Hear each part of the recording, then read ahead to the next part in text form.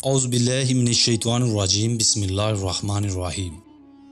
السلام علیکم ناظرین، سیریز آستین کے سانپ کی ایک اور نئی ویڈیو میں خوش آمدید۔ معزز ناظرین، امت مسلمہ کو اپنی تاریخ میں جن سخت ترین حوادث کا سامنا کرنا پڑا، ان میں تتاریوں کا فتنہ سب سے زیادہ خطرناک تھا، جنہوں نے اپنے سردار چنگیز خان کی قیادت میں 616 ہجری میں عالم اسلام پر حملہ کیا اور آدھی سے زیادہ اسلامی دنیا کو راکھ کا ڈھیر بنا دیا۔ عالم اسلام پر چنگیز خان کے حملے کے وقت اسلامی دنیا کی سب سے بڑی سلطنت خوارزم تھی، جو افغانستان، ایران اور وسط ایشیا کے علاقوں پر مشتمل تھی، اور اس کی فوج 4 لاکھ سے کم نہ تھی۔ اس کی فوج 4 لاکھ ہونے کے باوجود خوارزم کا بادشاہ علاء الدین محمد چنگیز خان کا مقابلہ نہ کر سکا، اور تتاریوں کا سیلاب یوں آگے بڑھتا چلا گیا کہ 40 سال کے اندر اندر اسلامی دنیا کے اکثر ممالک تتاریوں کے قبضے میں چلے گئے۔ ہزاروں مساجد اور مدارس پیوندے خاک ہو گئے، کتب خانے جلا دیے گئے، اور اسلامی تہذیب و تمدن کا 600 سال ریکارڈ بے نام و نشان ہو گیا۔ اس تباہی کے ذمہ داروں میں 5 بڑے غداروں کا سب سے زیادہ حصہ رہا ہے، جن میں نمبر 1 پر ہے خلیفہ ناصر۔ یہ عباسی خاندان کا خلیفہ اور بغداد کا حکمران تھا۔ اس کے آباء و اجداد اور اولاد سب اہل سنت والجماعت سے تعلق رکھتے تھے، مگر خود اس کے عقائد بگڑے ہوئے تھے۔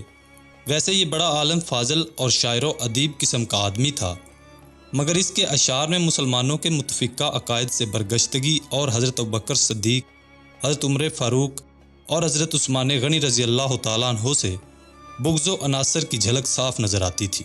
اس کے پڑوس میں خوارزم کی حکومت تھی، جس کے حنفی حکمران علاء الدین محمد خوارزم شاہ کی زبردست قوت سے یہ ہمیشہ حسد کرتا رہتا تھا۔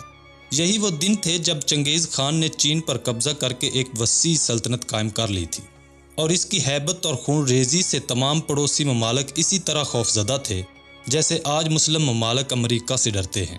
خلیفہ ناصر نے اس موقع پر امت سے غداری کا ثبوت یوں دیا کہ پڑوسی اسلامی ممالک سے مل کر چنگیز خان کے خلاف اتحاد کرنے کی بجائے چنگیز خان کو خط لکھا کہ اگر وہ خوارزم پر حملہ کر دے تو بغداد کی حکومت اس کے ساتھ ہوگی۔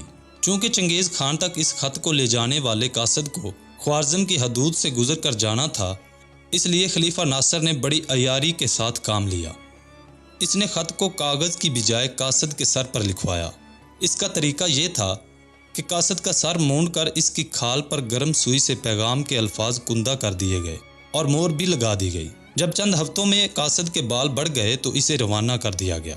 خوارزم کی سرحدوں پر اس کی تلاشی کے باوجود کوئی خط برآمد نہ ہوا اور پیغام چنگیز خان تک پہنچ گیا۔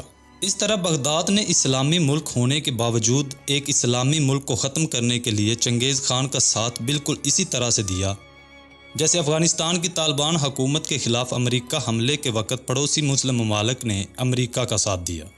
نتیجہ یہ نکلا کہ چنگیز خان نے جب 7-8 لاکھ فوج کے ساتھ خوارزم پر حملہ کیا تو خوارزم کا بادشاہ علاء الدین محمد اس کا مقابلہ نہ کر سکا۔ یوں بخارا، سمرقند، مرو، کوکند اور نشاپور جیسے بڑے بڑے اسلامی شہر تتاریوں کے درندوں کے ہاتھوں اس طرح پامال ہو گئے کہ ان میں ڈھونڈنے سے بھی بمشکل کوئی شخص زندہ ملتا تھا۔ جب خلیفہ ناصر خوارزم پر چنگیز خان کو حملے کی دعوت دے رہا تھا تو اسی وقت ایک درباری نے اسے سمجھایا کہ کہیں ایسا نہ ہو کہ چنگیز خان خوارزم پر حملے کے بعد بغداد کو بھی نہ چھوڑے، مگر خلیفہ ناصر نے اس کے خدشے کو کوئی اہمیت نہ دی۔ لیکن تاریخ گواہ ہے کہ ایسا ہی ہوا، اور خوارزم کے بعد بغداد بھی تتاریوں کے ہاتھوں تباہی کا شکار ہوا۔ خلیفہ ناصر کا اپنا انجام بہت برا ہوا۔ خوارزم کی تباہی کے چند برس بعد جبکہ بغداد کا تتاریوں سے دوستی کا سلسلہ جاری تھا، اس پر فالج کا شدید حملہ ہوا۔ 2-3 سال تک وہ بے حس حرکت بستر پر پڑا رہا۔ پھر اس کے مثانے میں اتنی سخت پتھری پیدا ہو گئی کہ جراح کو مثانے کا آپریشن کرنا پڑا۔ آپریشن ناکام ہوا اور لاکھوں مسلمانوں کے کشت و خون کا ذمہ دار یہ غدار تڑپ تڑپ کر مر گیا۔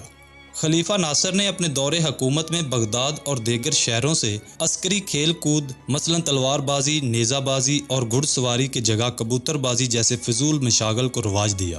جب تتاری بخارا اور سمرقند میں مسلمانوں کے سر کاٹ رہے تھے، خلیفہ ناصر کبوتر بازی سے دل بہلا رہا تھا۔ خلیفہ کی اس بدذوقی کے باعث عراق اور دیگر علاقوں کے مسلمانوں نے جہاد کی بجائے کھیل تماشوں کے عادی ہو گئے۔ اور جب تتاریوں نے ان پر حملہ کیا تو وہ اپنے دفاع کے لیے کچھ نہ کر سکے۔ خلیفہ ناصر نے حق و علماء پر بھی مظالم ڈھائے۔ علامہ ابن جوزی رحمۃ اللہ علیہ جیسے جلیل القدر عالم کو بھی اس نے جلا وطن کر کے شدید تکالیف میں مبتلا کر دیا۔